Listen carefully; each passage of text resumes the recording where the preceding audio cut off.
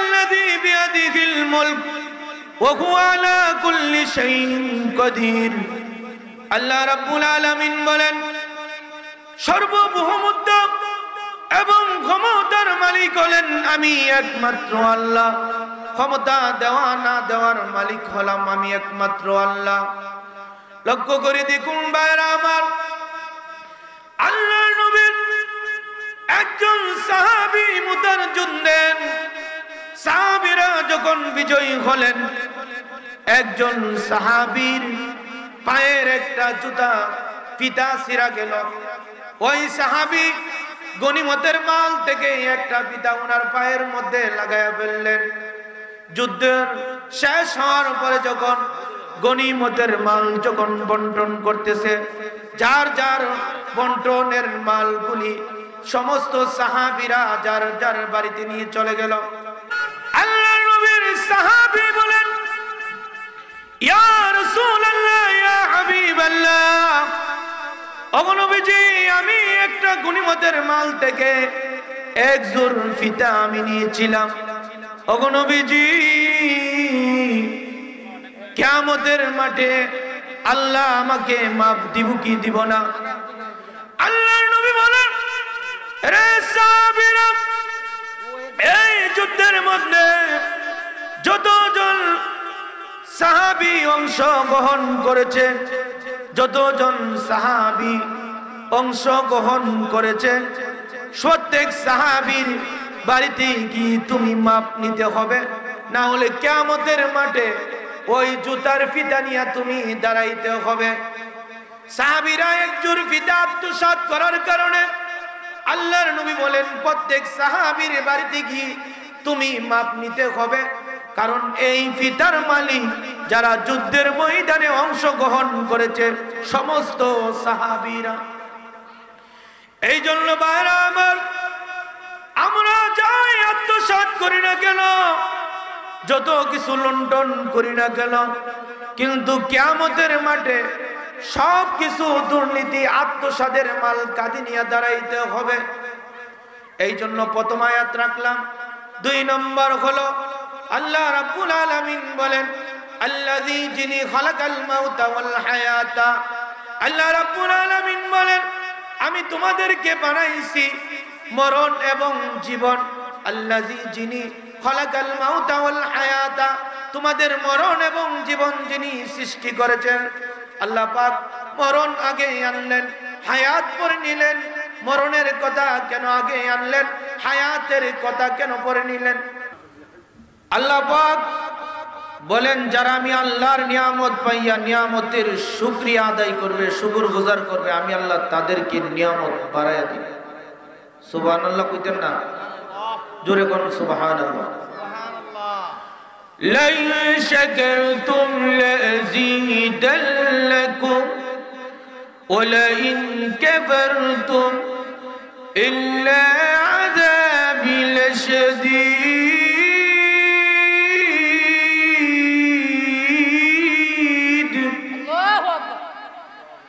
আল্লাহ বলেন, যারা নিয়ামত পাইয়া নিয়ামতের শুকরগুজার করবে, শুকরিয়া আদায় করবে, আমি আল্লাহ তাদেরকে নিয়ামত বাড়ায় দেব।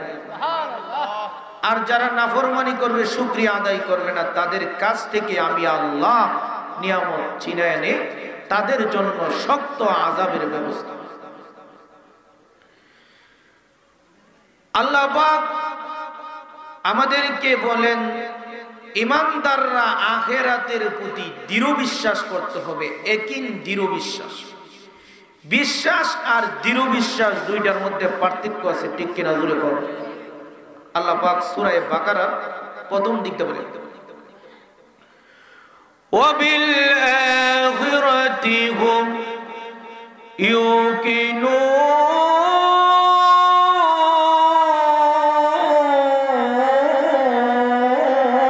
আল্লাহু আকবার। আল্লাহ রাব্বুল আলামিন বলেন, হে ঈমানদাররা, তোমরা আখিরাতের প্রতি দৃঢ় বিশ্বাস করো। দৃঢ় বিশ্বাস কাকে বলে উদাহরণ দিলে আরো সহজে বুঝবেন। মনে করেন 7 আর 5 কত? আর হিসাব জানেন না? 7 আর 5 আমি শুধু কইতে আর আপনারা কি মানবেন? আপনারা কইবেন হুজুরে তো ফরের করে হ্যাঁ আনতাস না, ঠিক কিনা ধরে ফর।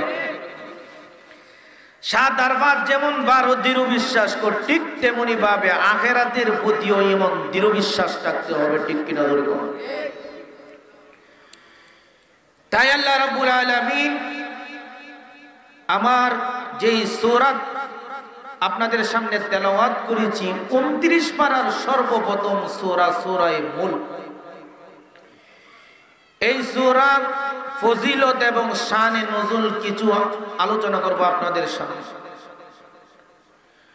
আল্লাহর নবী বলেন, যেই ব্যক্তি সূরা মুলক দৈনিক আমল করবে, তেলাওয়াত করবে এশার নামাজের পরে, আল্লাহর নবী বলেন কবরের আযাব থেকে সেই ব্যক্তি হেফাজত পাবে। কবরের আযাব থেকে আল্লাহ পাক হেফাজত করবেন। আমাকে আপনাকে যেই কোনো মানুষ যেই কোনো সময় মারা যাক, যখন তাকে কবরের মধ্যে দাফন করা হয় তখন সে দেখবে সূর্য পশ্চিম দিকটা ডুবতেছে, যেই কোনো সময়। তার কবরটা এমন প্রশস্ত হবে, আল্লাহর নবী বলেন 2 চোখের দৃষ্টি যেই পরিমাণ যায় সেই পরিমাণ তার কবরটা প্রশস্ত হবে। মাটি এমন জোরে চাপ দিবে, আল্লাহর নবী বলেন একটা পাথরের হাড্ডি আর একটা পাথরের হাড্ডি এইভাবে ঢুকে যাবে। তাকে 2 জন ফেরেশতা বসাইবে, ইয়াতি মালাকান। 2 জন ফেরেশতা বসানোর পরে তাকে প্রশ্ন করবে, মার রাব্বুকা মা দীনুকা মা হাযার রাজুল আল্লাযী বুইসা ফীকুম। কবরে বসানোর পরে সে দেখবে তাকে কাফন দাফন কইরা ছেলে মেয়ে আত্মীয় স্বজন পাড়া প্রতিবেশী কবর দা হাইটা যাইতেছে। আমি আপনি কাফন দাফন কইরা যে কবরের উপর দা জুতার পাও দিয়ে হাইটা যাইতেছি, জুতার আওয়াজ ওই মুর্দার ব্যক্তি শুনতে পায়। তখন সে বলছে, হে আমার ছেলে সন্তানেরা, আমার গোষ্ঠীর লোকেরা, আমার সমাজের লোকেরা, তোমরা দি আমাকে এই কবরের মধ্যে একা রেখে চলে আসলাম। চিৎকার করবে, কোনো জবাব আসবে না। তখন সে বুঝতে পারবে, মনে হয় আর জবাব দিবে না। আমি আপনি কবরের পর্দা হাইটা যখন যাই, মুর্দার কিন্তু জুতার আওয়াজ শুনতে পাই, চিৎকার করবে, কোনো জবাব আসবে না। এমন সময় 2 জন ফেরেশতা এসে তাকে বসাবে, বলবে মার রাব্বুকা মা দীনুকা। মদিনার দিকে ইশারা করে বলবে, মা হাযার রাজুল আল্লাযী বুইসা ফীকুম। ওই ব্যক্তি সম্পর্কে তোমার কি ধারণা? মুমিন যদি হয় তার জবান দ্বারা বের হবে, রব্বি আল্লাহ দীনিয়াল ইসলাম ওয়া মুহাম্মাদুর রাসূলুল্লাহ সাল্লাল্লাহু আলাইহি ওয়াসাল্লাম। 3 প্রশ্নের জবাব দেওয়ার কারণে একজন ফেরেশতা বলবে, ইউনাদি মুনাদিয়ান সাদাকা আবদি। আল্লাহর বান্দারে, 3 প্রশ্নের জবাব তুমি দিয়েছ, তোমার জন্য 3টা পুরস্কারের ব্যবস্থা। 3টা প্রশ্নের জবাব দিছ, তোমার জন্য 3টা পুরস্কারের ব্যবস্থা। পুরস্কার 3টা কি বলবো? ওয়াফরিশুহু মিনাল জান্নাহ ওয়ালবিসুহু মিনাল জান্নাহ ওয়াফতাহু লাহু বাবান ইলাল জান্নাহ। তখন ফেরেশতা বলবে, আল্লাহর গোলাম রে, তোমাকে মাটির মধ্যে শোয়ানো হয়েছে, ওই মাটির মধ্যে তোমাকে জান্নাতের বিছানা বিছানো দেওয়া হবে। 2 নম্বর হলো, তোমার শরীরের মধ্যে 50 টাকা 100 টাকা গজের কাপড়ের কাপড় পরানো হয়েছিল, ওই কাপড়ের কাপড় সরাইয়া তোমাকে জান্নাতের পোশাক পরিধান করানো হবে। 3 নম্বর হলো, ওয়ালবিসুহু মিনাল জান্নাহ ওয়াফতাহু লাহু বাবান ইলাল জান্নাহ। জান্নাত থেকে তোমার কবরে একটা সুড়ঙ্গ করে দেওয়া হবে, ইসরাফিলের দ্বিতীয় সিংহা ফু দেওয়ার আগ পর্যন্ত তুমি জান্নাতের নিয়ামত ভোগ করতে থাকো। প্রথম নম্বর হলো তোমাকে জান্নাতের পোশাক পরিধান করানো হবে। 2 নম্বর জান্নাতের বিছানা বিছাইয়া দেওয়া হবে। 3 নম্বর জান্নাত থেকে একটা সুরুং করে দেওয়া হবে। জান্নাতের নাজ নিয়ামত তুমি ভোগ করতে থাকো যদি মুমিন হই। আর অবিশ্বাসী বেঈমান কাফেরদেরকে বলবে মার রব্বুকা মা দীনুকা মা হাযার রাজুল আল্লাযী বুইসা ফীকুম।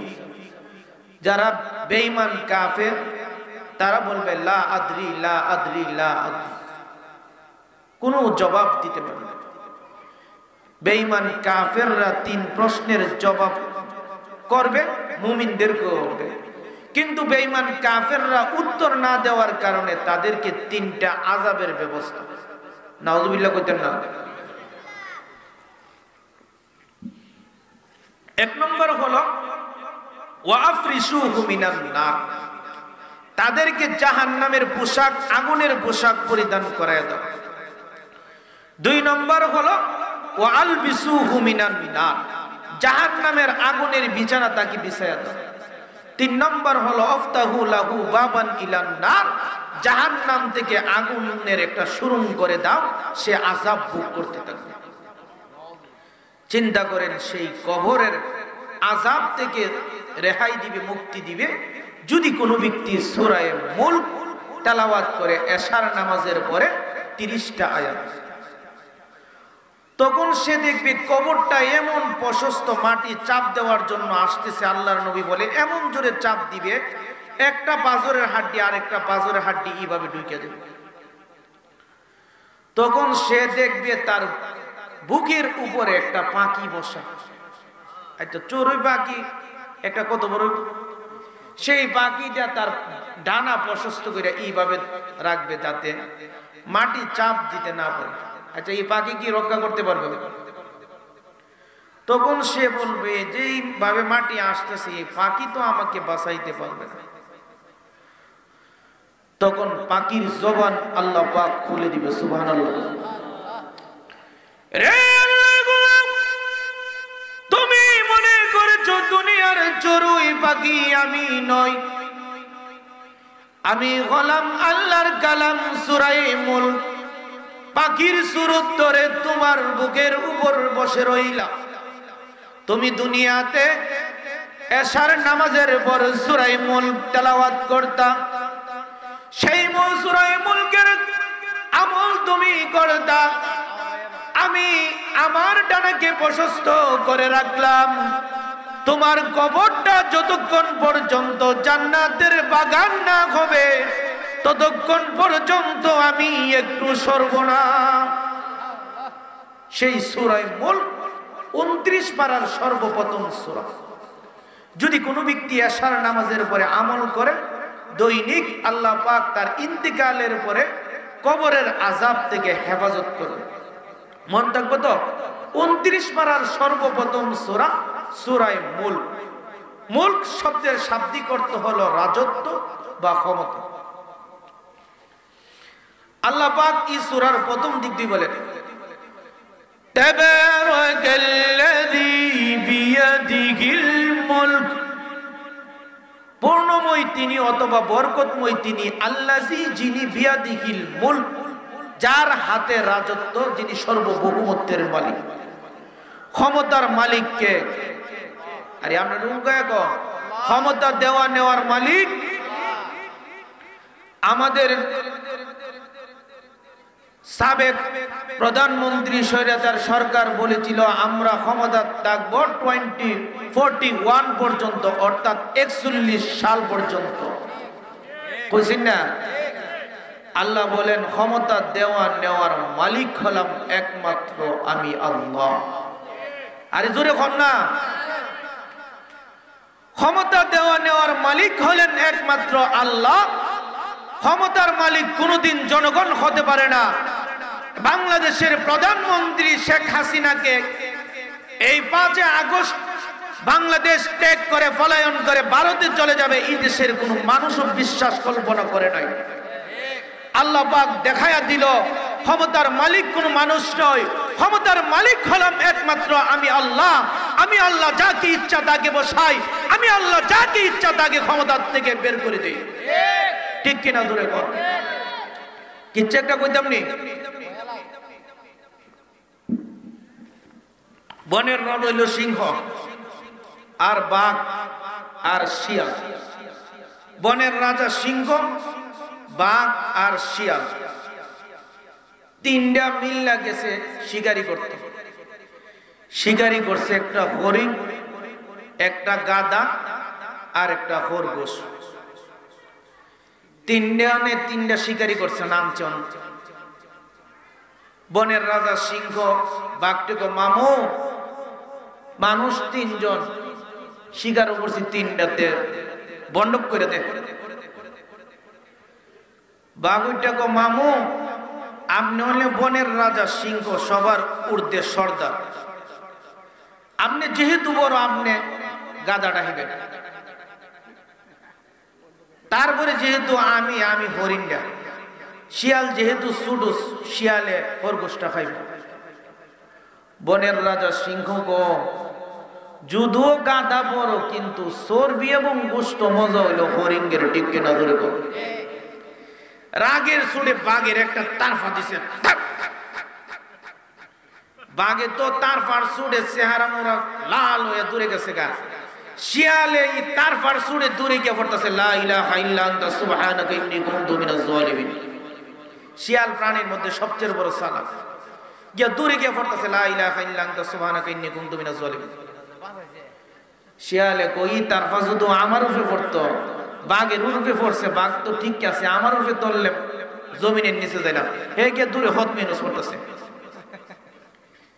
সিংহ কয় শিয়াল এদিকে বর্ণন করে দে। হে কাঁপতে কাঁপতে দূরে আছে। আর প্রাণীর মধ্যে সবচেয়ে চালাক হইল শিয়াল। আমনে দূর দিবেন হে দূর দিব, আমনে হাইটা দেবেন শিয়ালের জীবনও দূর দিত না, আমনে হাইটা দেবেন শিয়ালও হাইটা দেব, আপনি দূর দিবেন শিয়ালও দূর দিব। অন সিংহ কো গিরে শিয়াল বর্ণন করে দে। কো বর্ণন করে দিতাম, সকালবেলার আপনার নাস্তা হইল খরগোশটা, দুপুরে যেহেতু আপনি লাঞ্চ করবেন খাবার দাবার একটু বেশি খাইতে হয় গাদাটা খাইবেন, রাতের বেলা যেহেতু একটু কম খাবার খাইতে হয় হরিণটা খাইবেন। সিংহ কিরে শিয়াল এই বর্ণন তোরে কে শিখাইল? শিয়াল এটাকে মামু কিছুক্ষণ আগে জানে কল্লা দিয়া গেছে, উনি আমারে বর্ণন শিখাই দিয়ে গেছে। আমাদের দেশে শিয়াল বর্ণন শিখতে পারে তার অতীত থেকে, কিন্তু আমাদের দেশে রাষ্ট্রপ্রধান ফেরাউন হামান সাদ্দাত কারণ থেকে শিক্ষা গ্রহণ করে না। ঠিক কিনা ধরে শিক্ষা গ্রহণ করতে হবে অতীত থেকে। যত জুলুম করবেন পরিণাম তত বেশি খারাপ হবে। ঠিক কিনা মনে রাখবেন। গতকালকে বাংলাদেশের অবস্থা দেখলাম, 32 নম্বর গুলশান বাড়ির ইট পর্যন্ত এই দেশের জনগণ হয়ে ফেল। এই দেশের জনগণ কেমন কষ্ট করছে, 16 বছর কষ্ট করেছে, স্বাধীনভাবে কথা বলতে পারে নাই, ইসলামের কথা বলতে পারে নাই, দ্বীনের কথা বলতে পারে নাই। এই যে তাদের পরিণাম সেই অবস্থা হয়েছে। ঠিক কিনা ধরে কর? যে যত বেশি জুলুম করবে তার পরিণাম তত হবে। ঠিক কিনা মনে রাখবে। ফেরাউন শেষ বালা পানির মধ্যে যখন ডুবে যাইতেছে গা, এমন সময় قال آمنت أن له لا إله إلا الذي آمنت به بنو إسرائيل। পানির মধ্যে পড়ে যখন গড়গড় করতেছে এমন সময় আল্লাহ আমি ঈমান আনলাম বনি ইসরাঈলরা যার উপর ঈমান আনছে। কথাটা কিলার নয়, বনি ইসরাঈল কিছু কইলাম ফেরাউনের মধ্যে ঈমান আনছে। ফেরে জিবরাইলও দেহে যদু ফেরাউন ঈমান আনে আর মুসলমানদের যেভাবে কষ্ট দিছে তাহলে মুসলমানদের মনে একটা কষ্ট থাকবে। এই কারণে সাগর থেকে কাদা ফেক নিয়ে মুহের মধ্যে দিয়ে আরো লাঠি দিয়ে ভিতরে ঢুকাইছে যাতে ইমান না আনতে পারে। আল্লাহ কো এখন আর ইমান আনার সময় নেই। ফাল ইয়াউমা নুনাজ্জিকা বিবাদানিক, তোমার শরীরটা, বদনটা, দেহটা আমি আল্লাহ আসমান এবং জমিনের মাঝখানে মহাশূন্যের মধ্যে মিশরের জাদুঘরের মধ্যে রেখে দিলাম। কিয়ামত পর্যন্ত তোমার মতন দুর্নীতিবাজ, তোমার মতন শাসক যারা আসবে তারা যেন তোমার থেকে শিক্ষা গ্রহণ করে। ঠিক কিনা জোরে বল। এই জন্য ভাইরা আমার, অতীত থেকে শিক্ষা গ্রহণ করতে হবে। যদি যে যত বেশি জুলুম করবে তার পরিণাম তত বেশি হবে। বাংলাদেশের প্রধানমন্ত্রী জীবনে কোনোদিন কল্পনা করে নাই এই দেশ ছেড়ে ভারতে পলায়ন করবে। ঠিক কিনা জোরে কর। নারে তাকবীর, দিন ইসলাম, মুফতি নাজমুল হাসান আনসারী সাহেব, নারে তাকবীর। এই জন্য ভাইরা আমার, ক্ষমতা দেওয়া নেওয়ার মালিক হলেন একমাত্র আল্লাহ। ঠিক কিনা জোরে কর। যত বড় রাজা বাদশাহ হোক না কেন, আল্লাহ যেদিন ধরবে কাউকে কেউ রেহাই পাবে না। ঠিক কিনা জোরে কর। আল্লাহর ধরা বড় শক্ত, আল্লাহ ছাড় দেন, কাউকে ছেড়ে দেন নাই। ঠিক কিনা জোরে কর। আল্লাহ পাক বলেন ওয়ায়ামুদুহুম ফি তুগয়ানিহিম ইয়ামাহুন।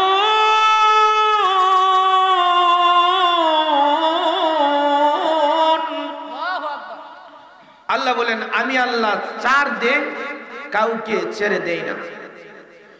আমি আল্লাহ ফেরাউনকে ছাড় দিয়েছি, ছেড়ে দেই নাই। নমরুদকে ছাড় দিয়েছি, ছেড়ে দেই নাই। আমি আল্লাহ যত বড় জালেম হোক না কেন ছাড় দেই, কাউকে ছেড়ে দেই না।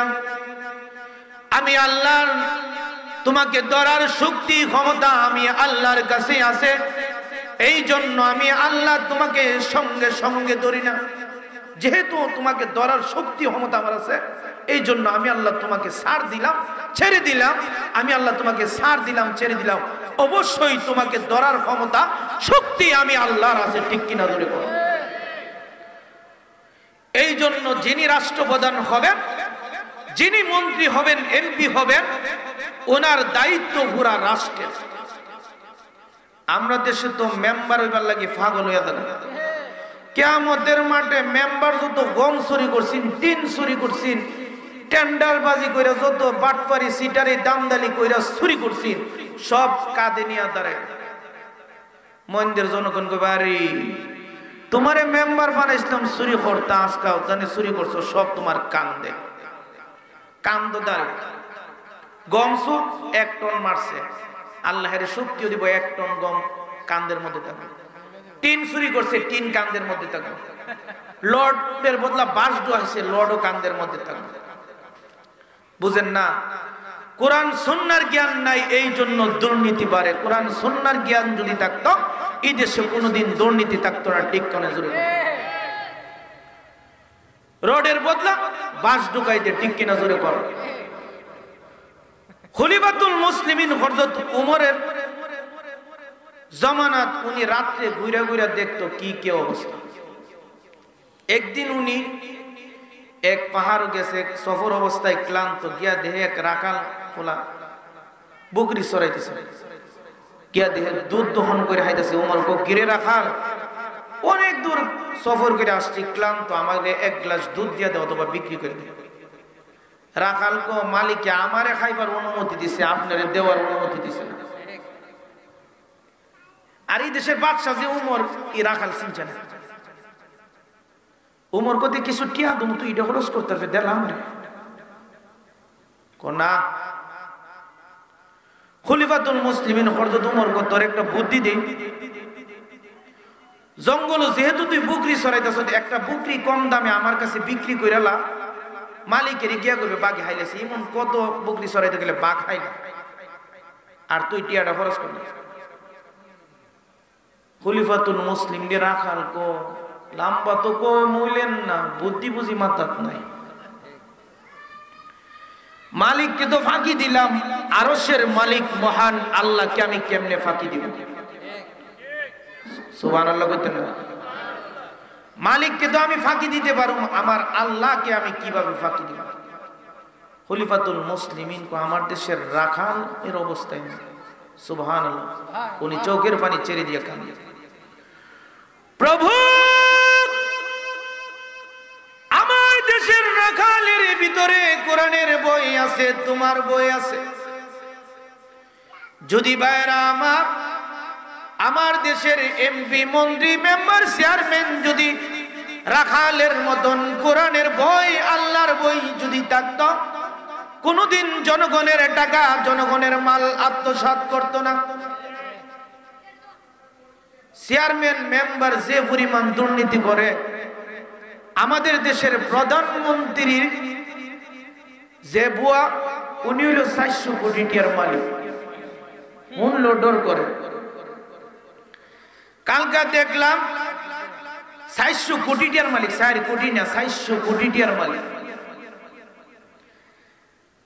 আমার দেশের একজনে ইসলামী ব্যাংক থেকে 50,000 কোটি টাকা নিছে। দরবেশ বাবা, দরবেশ বাবার দাড়ি দেখলে এই জমানার আনোয়ার শাহ কাশ্মীরি হাজা মঈনুদ্দিন চিশতি। কিন্তু দরবেশ বাবা এমন দুর্নীতি করছে, ইসলামী ব্যাংকে 50,000 কোটি টাকা নিছে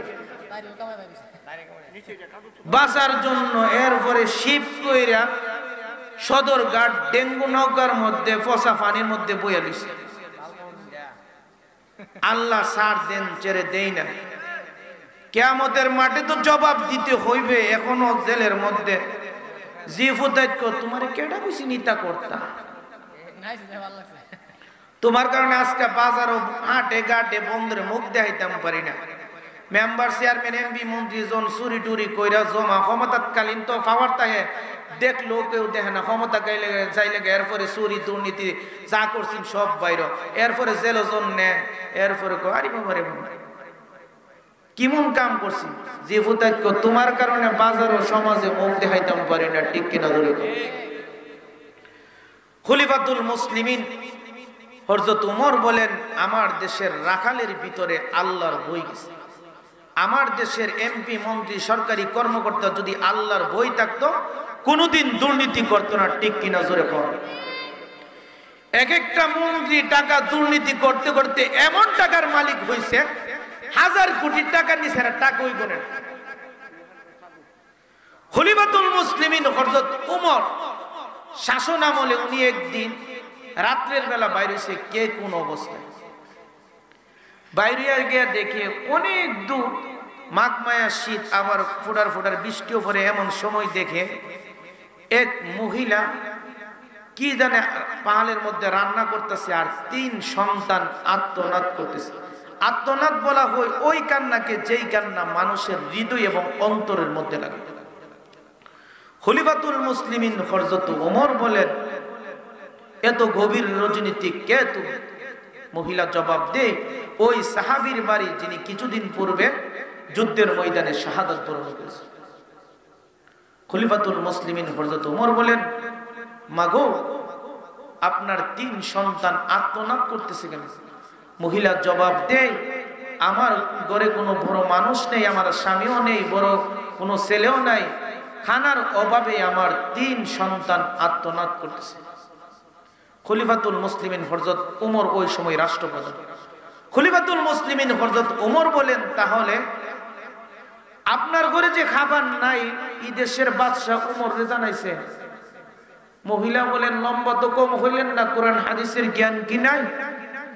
আমার ঘরে খাবার নাই, আমার দায়িত্ব রাষ্ট্রপ্রধানকে জানানো নয়, রাষ্ট্রপ্রধানের দায়িত্ব হলো আমার ঘরে খাবার আছে কি নাই জানতে হবে। খলিফাতুল মুসলিমিন হযরত ওমর আশ্চর্য হয়ে হাদ্দ গোদামের দিকে চলে গেল। খলিফাতুল মুসলিমিন হযরত ওমর রাদিয়াল্লাহু তাআলা মদিনায় হাদ্দ গোদামে চলে গেলেন। যাওয়ার পরে হাদ্দ গোদামের প্রধান যিনি ছিলেন, যার নাম হলো আসরাম রাদিয়াল্লাহু তাআলা আনহু, খলিফাতুল মুসলিমিন হযরত ওমর বলেন, আসলাম রে, আমার কাদের মধ্যে একটা আটার বস্তা দে। আল্লাহর নবীর সাহাবী হযরত আসলাম বলেন, ওগো খলিফাতুল মুসলিমিন হযরত ওমর, আপনি হলেন রাষ্ট্রপ্রধান, খার বাড়িতে কোন এলাকা দেওয়ার জন্য আপনি শুধু নামটা বলে দেন। খলিফাতুল মুসলিমিন হযরত ওমর বলেন, নাম বলবো না, দুনিয়াতে কষ্ট করতে রাজি, কিন্তু কিয়ামতের মাঠে গুনার বোঝা আমি উমরের তুমি বহন করবে না, আমার কাছে তুমি আটার বস্তা দিয়ে দাও। খলিফাতুল মুসলিমিন হযরত উমর আটার বস্তা নিয়ে মহিলাকে বললেন, মা তুমি রান্না বান্না করে 3 সন্তানের আত্মনাদ বন্ধ করো। সকালবেলা ফজর আযান দিন মসজিদে নববীতে খলিফাতুল মুসলিমিন হযরত উমর ফজর নামাজ পড়াইলেন আর এলান দিলেন, হে সাহাবীরা তোমরা সকলেই উপস্থিত থাকো, আজকে এমন এক অপরাধীর বিচার করা হবে মদিনার মানুষ চিনতে পারবে অপরাধী কাকে। খলিফাতুল মুসলিমিন হযরত উমর সকল সাহাবীরা বসলেন আর ওই মহিলাকে ডাকাইলেন। খলিফাতুল মুসলিমিন হযরত ওমর রুমাল ওনার কাঁধের মধ্যে এইভাবে বাঁধা আর একটা অঞ্চল মহিলার হাতের মধ্যে বললেন আর বলল, এই দেশের রাষ্ট্রপ্রধান উমর হইয়া কেন তোমার খবর নিতে পারছে না মা? তুমি মদিনার গুলিতে গুলিতে এই দেশের রাষ্ট্রপ্রধানকে তুমি হেসরাও। এই ছিল সাহাবীদের অবস্থা। আর আমাদের দেশে ক্ষমতা পাইলে প্রথম সাইজ হইল মোল্লারের। এই দেশের রাষ্ট্রপ্রধান যেই হোক গিয়া হালি সাইজ করবো হালি মোল্লারে, আর তাদের উদ্দেশ্য না। পৃথিবীর মহাশক্তি যেটা আছে ইহুদি খ্রিস্টান, তাদের উদ্দেশ্য হইল মুসলমানকে সাইজ করা, আর বাংলাদেশের প্রধান যেই হোক ক্ষমতা গিয়া হালি মোল্লারে সাইজ করুন। অনার্থক জেল। আল্লামা মামুনুল হক সাহেব 2.5 বছর জেল খাটলেন। খুদার কসম যাররা পরিমাণ ওনার কোনো দোষ ছিল না। খতিবে বাঙ্গাল আল্লামা জুনাইদ আল হাবিব 18 মাস জেলের মধ্যে ছিলেন, যাররা পরিমাণ কোনো দোষ ছিল না। এই দেশের উলামায়ে কেরাম কোনো দোষ করে নাই, মাসের মাস বছরের বছর জেলের মধ্যে থাকছে, এই জন্য তাদের পরিণাম এই অবস্থা হয়েছে। ঠিক কিনা ধরে বল। উলামায়ে কেরামের সঙ্গে বেয়াদবি করবেন, মনে রাখবেন দুনিয়া তোমার বরবাদ, পরকালেও তোমার বরবাদ। উলামায়ে কেরামের সঙ্গে বেয়াদবি করবেন। আমি মনে করি আওয়ামী লীগ সরকার পতন হওয়ার কারণ 2টা কারণে পতন হয়েছে। 1 নম্বর হলো উলামায়ে কেরামের সঙ্গে বেয়াদবি করেছে, 2 নম্বর হলো সবচেয়ে বেশি জুলুম করছে। ঠিক কিনা জোরে বল। নাইলে আওয়ামী লীগ সরকারকে ক্ষমতাতে কেউ নামাইবার ক্ষমতা ছিল না। উলামায়ে কেরামের সঙ্গে বেয়াদবি করছে। বাংলাদেশের শত শত উলামায়ে কেরাম জেলের মধ্যে ছিল, ওয়াজ মাহফিল পর্যন্ত করতে দিছে না। ঠিক কিনা জোরে কোন। 90% মুসলমান, মুসলমানের রাষ্ট্র। আল্লাহু আকবারের ধ্বনিতে সূর্য ওঠে, আল্লাহু আকবারের ধ্বনিতে সূর্য ডুবে। যেই দেশের মাদি মাল্লারা আল্লাহু আকবারের ধ্বনিতে বের হয়, সেই দেশের উলামায়ে কেরামের সঙ্গে বেয়াদবি করার কারণে পরিণাম তাই হয়েছে। এই জন্য ভাইরা আমার, উলামায়ে কেরামের সঙ্গে বেয়াদবি কখনো করবেন না। এই জন্য ভাইরা আমার, উলামায়ে কেরামের সঙ্গে কখনো বেয়াদবি করবেন না।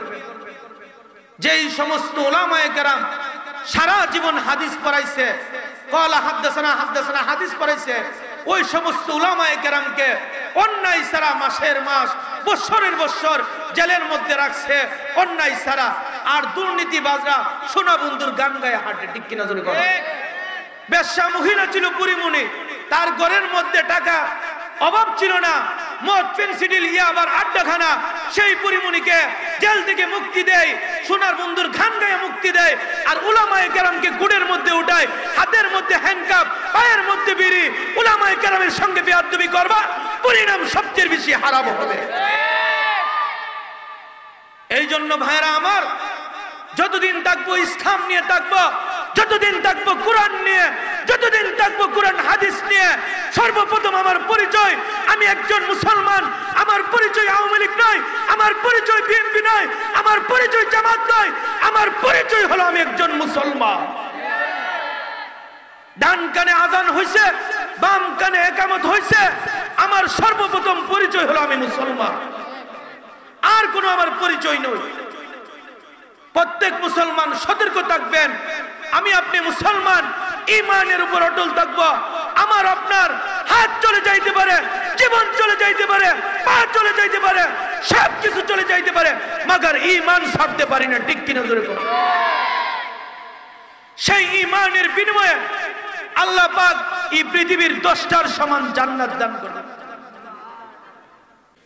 এই জন্য আমার আল্লাহ রাব্বুল আলামিন বলেন, তাবারাকাল্লাযী বিয়াদিহিল মুলক ওয়া হুয়া আলা কুল্লি শাইইন কাদির। আল্লাহ রাব্বুল আলামিন বলেন, সর্বভৌমত্ব এবং ক্ষমতার মালিক হলেন আমি একমাত্র আল্লাহ। ক্ষমতা দেওয়া না দেওয়ার মালিক হলাম আমি একমাত্র আল্লাহ। লক্ষ্য করে দেখুন ভাইরা আমার, আল্লাহর নবীর একজন সাহাবী মুতারজুদ দেন। সাহাবীরা যখন বিজয়ী হলেন, একজন সাহাবীর পায়ের একটা জুতা ফিতা ছিঁড়া গেল। ওই সাহাবী গনিমতের মাল থেকে একটা ফিতা ওনার পায়ের মধ্যে লাগায়া ফেললেন। যুদ্ধের শেষ হওয়ার পরে যখন গনিমতের মাল যখন বন্টন করতেছে, যার যার বন্টনের মালগুলি সমস্ত সাহাবীরা যার যার বাড়িতে নিয়ে চলে গেল।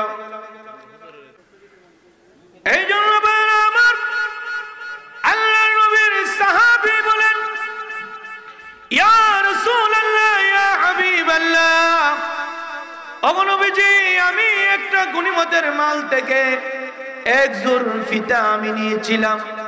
ওগো নবীজি,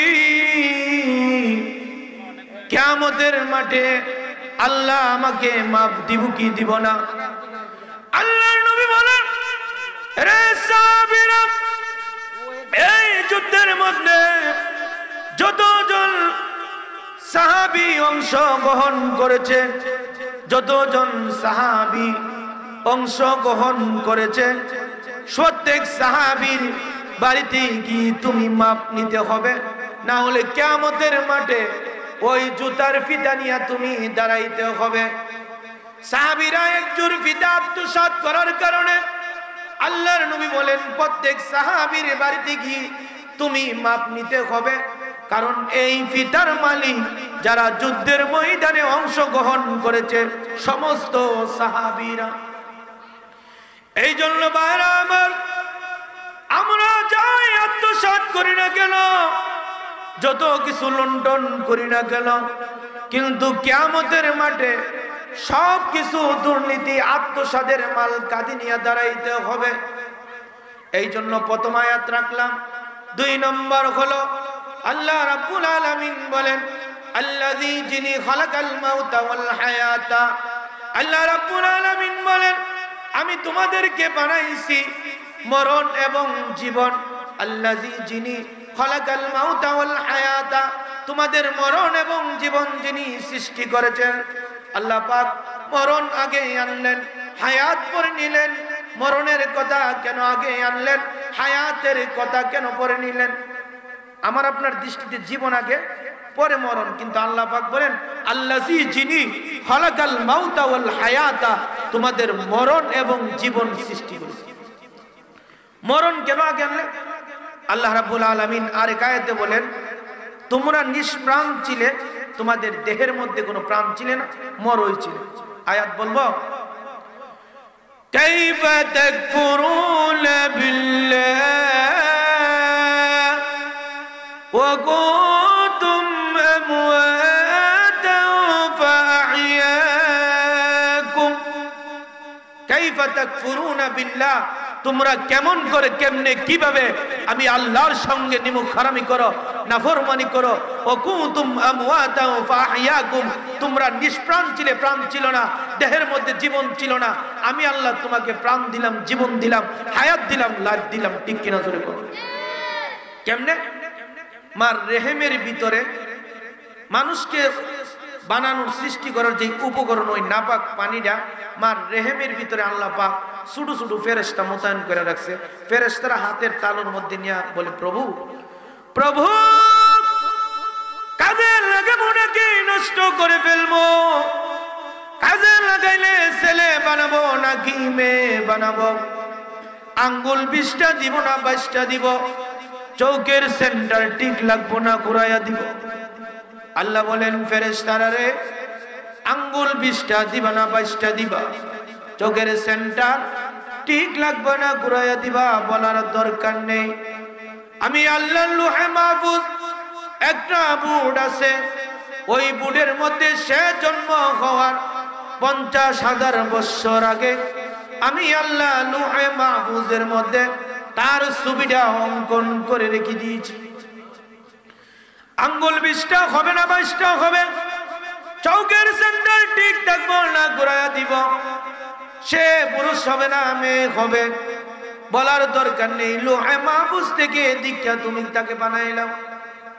আয়াত বলবো, ও কুল্লু শাইইন আহসাইনাহু ফি ইমামিন মুবিন।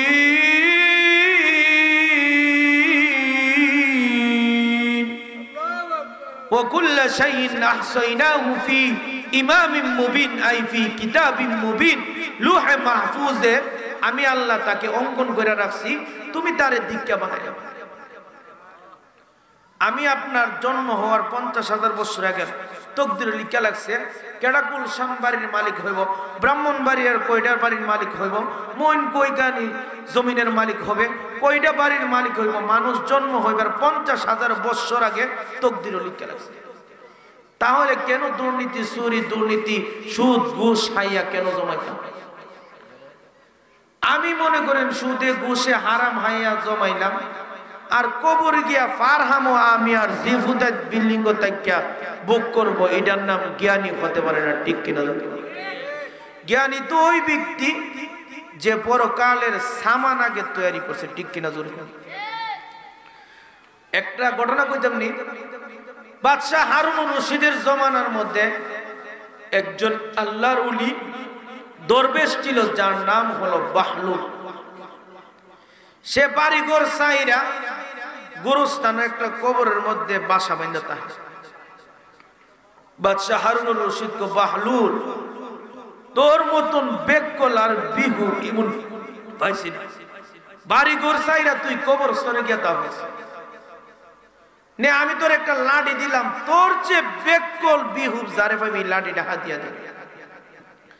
সেই আল্লাহর ওলি বাহলুল অনেকদিন ঘোরাফেরার পরে বাদশারে নিয়ে নেন আপনার লাঠি, আপনারে হাদিয়া দিল। বাদশাকে কইছি তোর যে বেকুল বিহুব যে আছে হেরে দিতে লাঠিটা, তুই দিয়ে আবার আমারই দিলা। তখন বলতেছে, এই দুনিয়া ঘুরা দেখছি যে আখেরাত বাদ দিয়া পরকাল বাদ দিয়া খালি দুনিয়া দুনিয়া দুনিয়া। আপনি বাদশাহ আখেরাত বাদ দিয়া পরকাল বাদ দিয়া রাজশাহী বা রাজত্ব নিয়ে খালি দুনিয়ার দিকে, এই জন্য আপনার চেয়ে বেকল আমি আর কাউরে দেখি না, এই জন্য আপনার লাঠি আপনারে হাদিয়া দিল। আল্লাহর নবী বলেন যে আখেরাত বাদ দিয়া পরকাল বাদ দিয়া খালি দুনিয়া দুনিয়া জবে লাভের লাভ লাভের লাভ, এ হলো সবচেয়ে বড় বেকল এবং বিহু, ঠিক কিনা? এই জন্য আমার আপনার জিন্দিগি থাকতে হবে পরকালমুখী, আখেরাতমুখী। সুলতান মাহমুদ গজনবীর রহমাতুল্লাহি আলাইহি, উনি একদিন রাত্রের বেলা বাইরে তাহাজ্জুদ নামাজ পড়ার জন্য। উনি যখন পুকুরে উযু করতেছে আর 4-5টা চোর চুরি কইরা হাত পাও ধুইতেছে পুকুরের হিকোনা। চোরে কো, কেডা রে? সুলতান মাহমুদ গজনবীর কো, আমি তোরার মতো নই। সুরের দল একা একা গীতা করস, আমরা সাথে মিল। সুরে মনে করছে আরে আমরা যেমন সুর উনিও বুঝি সুর। আর সুলতান মাহমুদ গজনবীর কইতাছে তাহাজ্জুদ নামাজ পড়ার জন্য উযু করার জন্য উযু করতেছি, হে রমনও তাহাজ্জুদ নামাজ পড়ার জন্য উযু করতেছি, এই কারণে কইছে আমি তোরার মতো নই। 2 নম্বর ব্যাখ্যা হলো বলছে আমি যেমন মানুষ তোরও তো মানুষ, এই কারণে বলছে আমি তোদের মতো নই। আর সুরের দল মনে করছে আরে উনি একা একা চুরি করে, আমরা সাথে মিল। এই দেশের বাদশাহ সুলতান মাহমুদ গজনবী সুরের সাথে মিল, একা একা তুই কেমনে চুরি করছ, আমরা সাথে মিল। সুলতান মাহমুদ গজনবীর হেরা দিয়ে আমারে সুর মনে করছে, নিজের পরিচয় আর দিছে না বাদশাহ।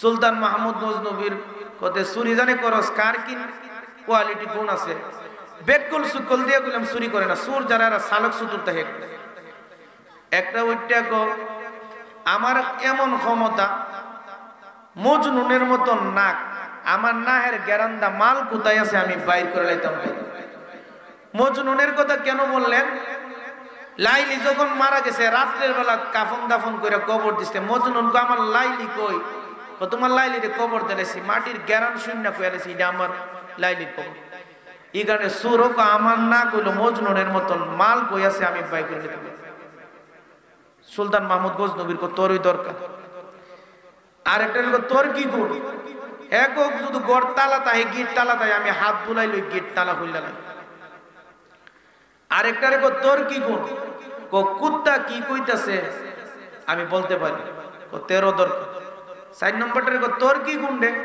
এক রাত্রের বেলা যারে আমি দেখি দিনের বেলা চিনি তুইও তা সাইড সুর কোতে আমরার তো গুণ আছে আমনে দাদা মুরব্বী মানুষ দাঁড়ি তা আমনের কি গুণ সুলতান মাহমুদ গজনবীর কো চুরি করতে গিয়ে শুধু ধরা ফুইরা যাসকা আমার দাড়ি দা বাড়ি দিলে তোর চুরাই লিখে সাইর সুরু কো এতদিন ওনে সর্দার পাইছি তেমন আমরা সর্দার ওহন সাইর সুর কো যে সর্দার পাইছি গ্রেফতার হইল দাড়ি দা বাড়ি দা চুরাই লইব সুলতান মাহমুদ গজনবীর কোতে চুরি করবে কার ভাই আগামীকাল সিদ্ধান্ত কর কো যে সর্দার পাইছি আগামীকাল চুরি করুম বাদশার বাড়িতে সুলতান মাহমুদ গজনবীর বাড়ি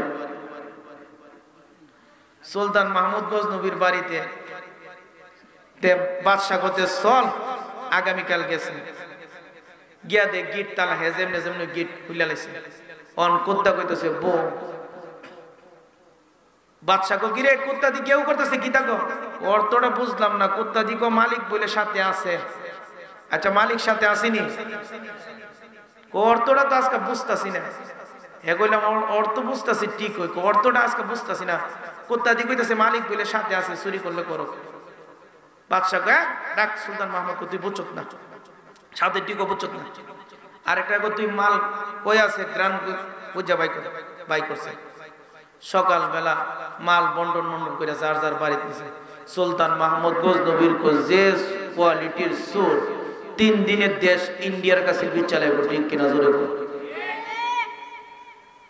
144 করে সাইরোডার গ্রেফতার করছে অন ফাঁসির কাস্টে ঝুলাই 3টা কান্দে একটা হাসে সুলতান মাহমুদ গজনবীর কো তুই হাসুস কি আমাদের যে লোকটা কইছিন কুত্তা যা বলে সে বুঝে কুত্তা ঠিকই কইছিন মালিক সাথে আছে তে তুই হাসুস কি লিগা আমি রাতের বেলা যারে দিনের বেলা চিনি বাদশা যখন প্রত্যেকের গুণ কোয়ালিটি নিছিলেন আপনিও বলেছিলেন আমরা যখন গ্রেফতার হয়ে যাব আপনি আমাদেরকে দাড়িদা বাড়িদা ছুড়াই নেবেন আজকে যেহেতু গ্রেফতার হয়ে গেছে দাড়িদা একটা বাড়িতে এই ঘটনা বলার উদ্দেশ্য হলো সুলতান মাহমুদ গজনবীর বলেন একবার চিনার কারণে যেমন সুলতান মাহমুদ গজনবীর তাদেরকে মুক্তি দিয়েছে ঠিক তেমনি ভাবে আমার আল্লাহকে যারা চিনবে আল্লাহ জীবনের সব গুনাহ মাফ করে মুক্তি দিয়ে দিবে ঠিক কিনা জোর করে উনি ফজরের নামাজের সময় ইমাম সাহেব ফজর নামাজ পড়াইতেছে উনি দেখে ইমাম সাহেব একটা আয়াত পড়ছে আলাম ইয়ানি লিল্লাযিনা আমানু আন তাখশা কুলুবুহুম লিযিকরিল্লাহ এখনো কি সময় হই না আর কত চুরি করবা আর কত জিনা করবা আর কত ডাকাতি করবা এখনো কি আল্লাহর ভয় অন্তরে ঢুকে না ফুজাইল ইবনে আইয়াজ মনে করছে ওনারে দিকে বুঝি ইমাম সাহেব তেলাওয়াত করতেছে